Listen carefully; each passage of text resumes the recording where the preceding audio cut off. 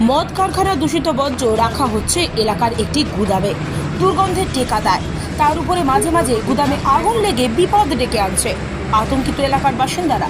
পশ্চিম বর্ধমান জেলার দুর্গাপুরের পানাগড় শিল্প তালুকের একটি মদ কারখানার বিরুদ্ধে এমনই অভিযোগ তুলেছেন এলাকাবাসী। সোমবার ফের গুদামে আগুন লাগে। আগুন নিয়ন্ত্রণে আনতে হিমশিম খেতে হয় দমকল বিভাগকে। অবশেষে অক্সিজেন মাস্ক পরে আগুন নেভাতে হয়। কারখানা কর্তৃপক্ষকে এ বিষয়ে বারবার জানালেও কোনো ব্যবস্থা নেওয়া হচ্ছে না।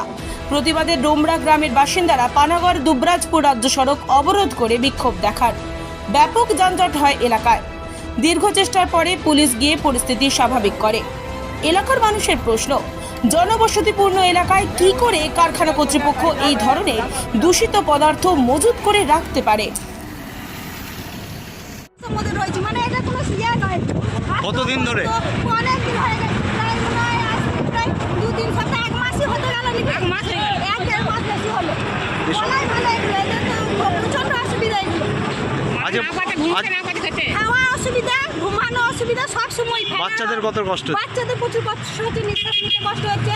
আমাদের তো হচ্ছে, তারপরে ছোট বাচ্চাদের তো বেশি অসুবিধা। তার মধ্যে আগুন লেগে যাচ্ছে। তার মধ্যে আবার আগুন লেগে যাচ্ছে, ঘুমানো পরিবেশ কত নষ্ট হচ্ছে, পাড়াতে অসুবিধা। আজকে বাধ্য হয়ে রোড ব্লক করেছে। হ্যাঁ, এটা করে তো আপনার নামটা? আমার নাম মৌসুমী। কবে রেখেছে? দেখুন, এটা গ্লোবাস কোম্পানি ব্যাপার। আমরা বারবার প্রশাসনিকভাবে জানানো হচ্ছে, থানা পুলিশ থেকে শুরু করে আমার ওসি বারবার গ্লোবাসকে জানাচ্ছে। তারা একবার করে অফিসে আসছে, এসে পরে খালি বলছে মালটা খালি করব। গত 13 তারিখ থেকে মালটা হয়েছে। মালটা খালি করা যেত এতদিন, অনেকটা সময় পাওয়া গিয়েছে। কোন কারণে মালটা খালি হয়নি সেটা আমরা জানি না এখনো। আজকের পরিস্থিতি কিরকম? আজকে পরিস্থিতি ভয়ঙ্কর আছে, কারণ ভেতরে উইদাউট কোনো অক্সিজেন ওখানে 0 হয়ে গেছে।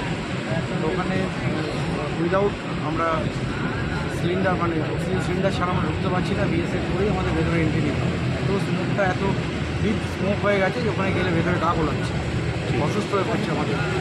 তার জন্য আমরা